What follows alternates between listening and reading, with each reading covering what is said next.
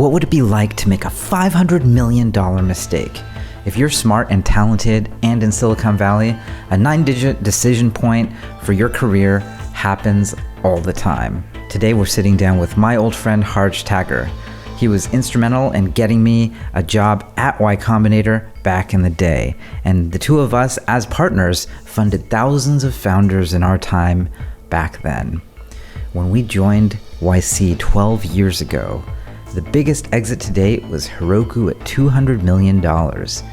Fast forward to today, YC's total value of all startups it's funded is over $600 billion. Do you want to learn what we learned about this magic of building startups that really matter? I'm so glad to bring you this time with my friend Harj today. Let's get started.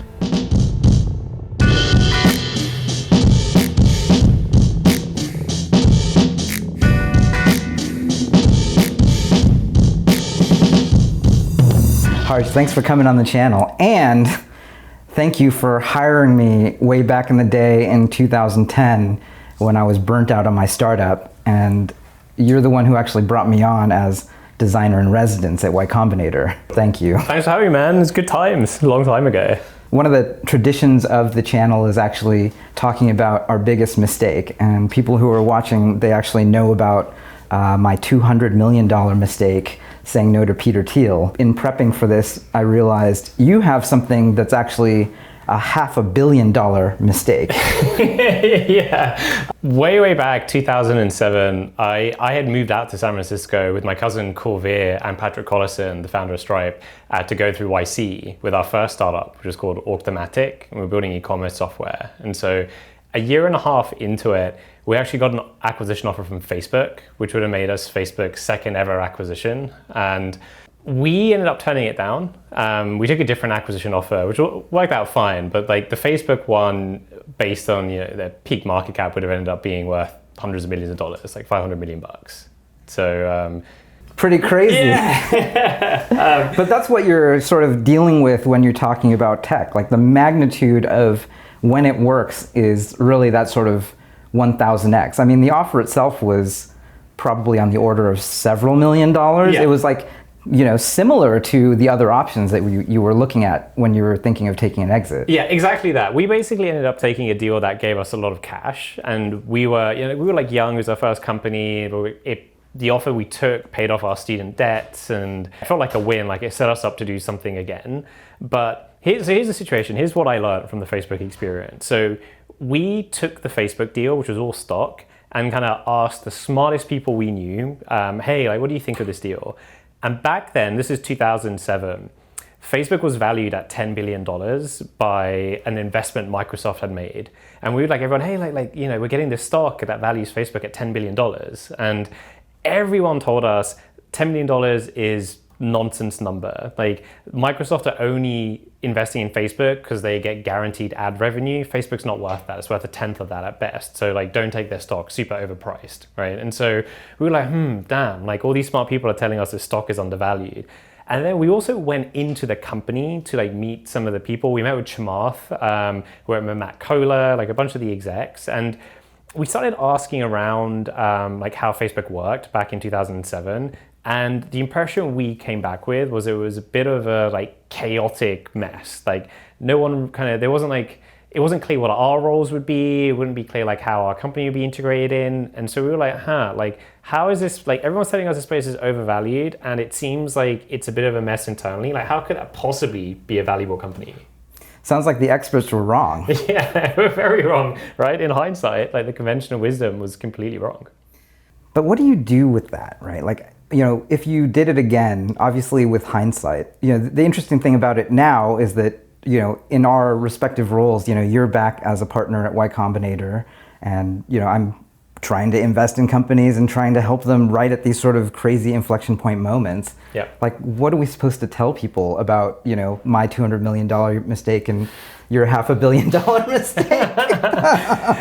Well, I think what I can take away from that whole Facebook experience is that if you have captured lightning in a bottle the way Facebook did, your startup can absorb like a huge amount of internal dysfunction. Like I think startups are messy, And when we look back on it, I was like, like just because it sounded like engineers complained that there wasn't like, clear structure around what they were building, this kind of stuff, didn't actually matter. Like what mattered is that thing was like growing at an exponential rate year over year. That's the craziest thing, realizing that, Facebook actually was on a track to be something that had, today it has billions of active users. Yeah. I think their whole pitch was that they were going to connect all of humanity and make it a more open and connected world. And it's tricky because Silicon Valley is sort of filled with these stories of like the big grandiose vision, but there's not really a way to get there. I mean, I wonder, could we have asked about their retention rate? Like, I guess some of it is like, how do you tell if it's a Theranos or a Facebook? Here's what I'd say. I think it was pretty clear that Facebook was a thing. Like everyone, like we were using it every day. Like, parents were starting to use it. Like the whole world was starting to use it, but it still seemed like a toy. This was like the big thing. Like it didn't seem like Facebook now has the grandiose vision of connecting all of humanity, but honestly, back then, 2007, it was clear the growth was crazy, but the bigger picture mission of how this is going to be a threat to Google, as an example, it just didn't seem real. Like it seemed like this sort of thing that spun out of like a college dorm room, and it still sort of had that vibe. And I think when I compared it back then to like a Google, like Google just seemed like such a professional, like a real legit company, and Facebook just didn't seem that way. Interesting. That's funny that you say that about Google, because in 2003, I was graduating from Stanford in computer engineering, and I was offered a PM interview, and I turned it down because I said, well, same thing. I use Google. The founders seem really smart. Everyone I know who went to work there was really smart. Yeah. But look at this logo. It had all these colors. It sort of seems like a clownish thing. It's not clear to me they'll ever make any money. Yeah. And yet now, it's sort of not clear that any other company in the world could make money because, AdWords now sucks all excess profit out of all the other businesses. So it sounds like one of the really key things that people watching now should really just pay attention to is that history repeats, actually. Yeah, like right now there is another company out there that's going to be worth hundreds of billions of dollars that seems like it's like a toy or not like a serious company. And I guess I just realized we didn't have the context back then because it was like our first time seeing this stuff. But now you're like, these great companies exist for a long period as seeming fragile and like not formal and not like corporate, which is all actually good stuff, right? Like it's actually what makes the magic. Well, flash forward a little bit after that, after getting a successful exit, I think you moved to Vancouver at the time. Yeah. And then maybe a year later, Y Combinator itself, which funded you and funded me for my startup, how did you come to be the first outside non-founding partner at Y Combinator? Yeah, it was a little serendipitous. So I left our acquiring company, and I actually came to meet PG and Jessica, Paul Graham and Jessica, because I wanted to get a green card. And I asked them to sign reference letters to support my application. And they said, yeah, sure, like come over, let's catch up and we'll sign the letter. So then I meet them, and this is sort of late 2009. And they're like, oh, what are you up to? I'm like, oh, I'm like really pumped to start another company. I was like talking to a friend about it. And I'm like, I'm probably a few months away from it, but they were like, let us know. Like, we'd love to fund you, and it'd be great to have you like part of YC again.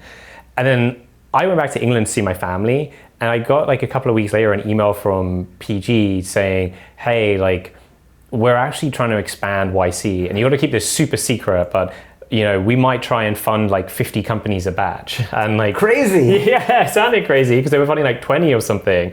And he was like, if we want to fund that many companies, we have to have someone else that works with the startups. And so do you want to come and try it out? Like it was very informal. So do you want to come out, just like see how I advise the companies, see how we like select them. And if you like it, you can stick around. And if not, like awesome, just like, start a company and do the next YC batch. And then you came.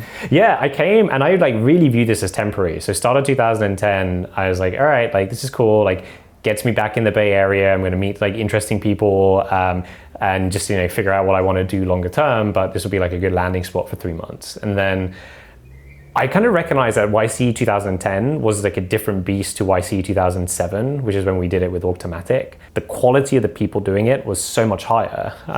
That's always happening, it turns out. Yeah, the thing that's interesting here is like they're funding more companies and the quality is like going up, not down. And I think the outside world just didn't get that. The outside world was like, okay, yeah, YC's funding more companies, they must just be letting like random stuff in. And it's like, no, like the founders are getting better. Like there's more demand to do YC than ever from like amazing people. And that's what kind of made the thing special. And then we have to put it in context. Like today there's something like $400 billion worth of market value, or even more than that. I think more than that, yeah. Like it's like hundreds of billions of dollars of market cap. Like it'll probably be $1 trillion soon. Yeah, which makes, I mean, it's like pretty staggering amount of money actually. And like, it's not even about the money. It's actually about, these are all businesses that have sometimes thousands of employees, sometimes just touching like virtually every part of the free world economy at this point. Yep. You know, in 2010 was not happening yet. Like in fact, I think there was probably only one company that was worth $1 billion and it was Dropbox. Is that right? I think Dropbox, I can't remember when they raised that $1 billion round. It might be, but if it was towards the end of 2010 or early 2011. So even then it was just, YC was an incubator that sometimes one of the incubated companies would go on and raise a Series A, and that was noteworthy. Yeah. And then I think when Airbnb was like the hot company of the year, it was the first time people paid attention. I remember Reid Hoffman, who led that Series B at Greylock, like he pinged me and wanted to talk about YC because he was like, I can't believe it. Like, he's like, I really believe that the best founders, I would never think that like Mark Zuckerberg or someone like that would ever do something like YC. And then I met the Airbnb guys and I asked them about it and they're like, oh yeah, the company wouldn't exist without YC. And so that like 2010, and then Dropbox raised the mega round. And I think that was the first time people were like, oh, like there might be like serious companies coming out of this thing. That's one of those really crazy, like mind-blowing things that Y Combinator taught me, was that the world generally, and venture capital in particular, is crazy zero sum. Like I remember one of the first adages I heard about venture capital in particular is that there are only 20 companies in the entire world any given year that matter, and either you're in those or not. And then I think it was Jessica who like sort of made it clear to me, no, Y Combinator is about creating something that is not in those 20. Yeah. Like there are so many more companies that could be billion-dollar companies that could touch 1 billion people, that could have thousands of employees, that just need someone like Y Combinator to come and say, here's money and here's a community, here's know-how, and here's how you run fast. And my favorite thing about that is it's such an example of first principles thinking. Like you can enter into any infinitely complex space and then try to figure out what the inputs and outputs are for that chemical reaction. Yeah. You know, in this case, people sort of assumed that the output is fixed. And the reality is the output is merely the product of the inputs. Yeah. And if you increase the inputs, which means funding more companies and then giving them more of the things they need, the output goes up. And any engineer looking at any system will understand that. But, you know, clearly, I mean, our world is not run by engineers. It's run by people who still ascribe to this like crazy, you know, zero-sum sort of mentality, which blows my mind. I would say that the most equalizing sort of open force in the world for, you know, creating new companies is actually ycombinator.com/apply. Yeah. It's just a URL. Anyone can apply. You can just, you know, even the questions that Paul Graham came up with, like literally word for word verbatim copied by Techstars and all the other incubators, like literally stole the HTML in some cases, right? Yeah. There's a reason for that. I mean, I think some of it is like it works. And then the other thing that's crazy that, you know, a lot of people ask me even, like, because we're, as a venture firm, like sort of right after demo day trying to find the good companies. People are always asking like, well, what happened to the last batch? And I'm like, the good companies are still in there. There are just more of them. And like the diversity of the sort of set of sectors and the markets is like outrageous now, right? That's the big change is that. And then you have to just find the things that you really want. And you know, the one thing that still boggles my mind is that, you know, I think this is still true. The acceptance rate for this like ycombinator.com/apply like funnel is literally like tens of thousands of applications down to like 400-ish now. Yeah. It's still like 1.5-2% acceptance rate. The acceptance rate has stayed pretty constant. Like the thing that's changed is like the funnel of like the market for people wanting to start companies has grown exponentially. And it's really exciting actually, because now I think the cool thing I see this time around, like now I'm back at YC, if I compare the last couple of years to when I worked here like 2010, 2014, it's like there's a much broader international pool. Like you've got founders from Brazil, Nigeria, India, like all over the world. And you can you're meaningfully making a difference, not just to like their individual journey, but to like their entire ecosystem. Like their entire country is going to benefit from having these people get this experience of building a company, being around other super smart YC founders, and then they'll like take it back over the next coming decades. The entire world is moving forward, and it's kind of awesome. I do have a confession to make. So I left Y Combinator in end of 2015, and 2016 started working on Initialized. Yeah. And I mainly wanted to do seed, but I did start dabbling in pre-seed. Yeah. And I wanted to find out for myself, was it possible to do what YC did, but without YC? I think my finding is it actually isn't possible. Like I would pre-seed companies, 2 people, just an idea, just starting out, sometimes just a product, and I try and meet them every single week or every month. There were people who, for years, I would try to teach them like that you need to launch faster. Like, what did you do last week? Like, what we said we would do X, Y, and Z. Like, what's happening now? Yeah. And they never sped up. And then, sort of at the end of this sort of year or two, sometimes we would say, "Hey, you should probably apply to YC now because you have enough traction," or whatever it is. I was just like frustrated with like it not moving fast enough. And sure enough, they would do YC, and then they would move fast. And some of them are now like the top performers from that vintage in 2016. As a VC now, I'm still in awe that actually exists. Like there's something about putting people in groups and what the partners do to actually teach people how to do the business. I also left like 2015 to go start a company because I wanted to build another company. And we funded you. Yes, I know. Thanks. So working on TripleByte for 5 years, then coming back, I think like the team at YC, they've taken some of the stuff that we started back in 2012 and really like scaled it up into like a science almost at this point. And so like, do you remember like back in 2012, I think it was, we started this idea of group office hours. Like the principle was basically, hey, we get a group of the companies together, and really it was like, it was like Paul or us like sort of going around one by one, sort of like talking about their companies so that everyone else could sort of hear how we advise startups. Now at YC, group office hours work structurally like that, but they're just run in a much more interesting way. Like there's like an accountability piece. We talk about what did you get done the last 2 weeks. There's sort of one of my partners, Dalton in particular, is that like he brings in like discussion topics and anecdotes around startups that I think is just like makes those sessions magical.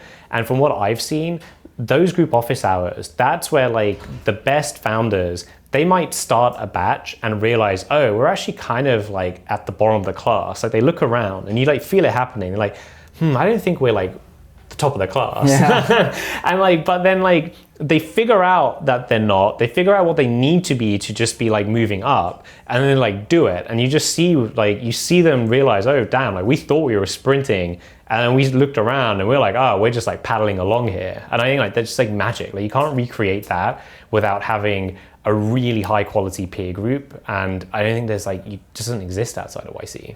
I mean, that's one of the crazy things that I have to be really thankful for. Thank you for bringing me into the YC partnership like early.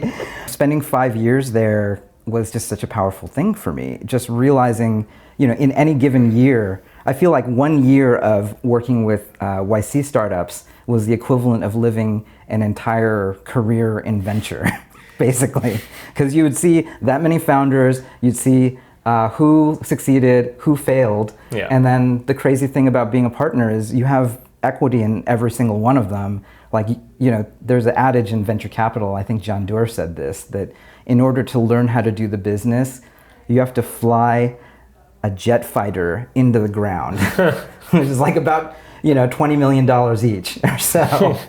Like literally you have to just set $20 million on fire, and that's sort of level one of learning how to be a general partner at a venture capital firm. Yeah. And so that's the most powerful thing to me, is like realizing my 5 years there, I could learn from, frankly, hundreds of jet planes not making it and hundreds of them, making it. Yeah. And I didn't have to set a fire to a single dollar, actually. Yeah, it's like drinking from a fire hose, definitely. Because if you think about it, it takes at least 10 years to build a really meaningful company, right? And so if you're like a regular investor, even at a top firm, you're making what, like maybe like 3, 4, 5 investments per year. So over a 10-year period, maybe you got to see like 50 companies up close. If you're as a YC partner, like you're working with, like a couple of hundred companies a year. So if that same 10-year period, you're like in the thousands of companies, right? And so just like the learning rate of what patterns work, what patterns don't work, and then being able to feed that back to the company. So that's what I find really exciting about it, is I get to see like this huge surface area of startups, learn really quickly in what works and what doesn't, and then feed that back into the companies I work with, so that like hopefully over time we're just like reducing the failure rate. The other thing that is a very awesome thing is that no life or death situation with a startup or founder freaks me out anymore. And then that is actually a real problem in venture, I think. If your board member or your lead investor has never seen this situation before, and they're in a partnership that will not tolerate their failure, you get some very extreme behavior. And it starts coming out I think this is also like a function of like the crazy zero-sum credentialism of frankly, capital allocation period, right? You're talking about people who are like top of their class, at all the top colleges and business schools forever, and then now they're sitting in the seat, they might be a junior investor at one of the top VC firms, and suddenly this thing happens, and it's like they've never failed before. Whereas for us, it's like, oh, this thing's happening, oh, I saw this 8 times, and you should probably talk to this person and it's gonna be okay. And the difference for a founder who has never seen it before is I think that alone can make more billion-dollar companies successful, because the wrong person on the wrong board at the wrong time means that company's dead. I think it's gets back to what we were talking about, the mistakes that I made with Facebook, and you made with Google maybe. When you've been on the inside, when you've seen how the sausage is made, you realize how fragile these things are, and how they can always seem like they're on the point of imploding, or they go through moments of real existential crises. But then if you've been around long enough, you know that they make it through. If you have the fundamentals are good, they always make it through. Whereas I think if you haven't, again, if your model is sort of professional management and smooth upwards curves all the time with no turbulence, then you just you don't get how the stuff works. You're not going to be useful for founders. Harj, thanks for coming on the channel, man. Thanks for having me, man. It was great to see you again. Thanks again for taking a huge chance on me. Thanks for coming. It was awesome. Changed both of our lives. You know it, brother.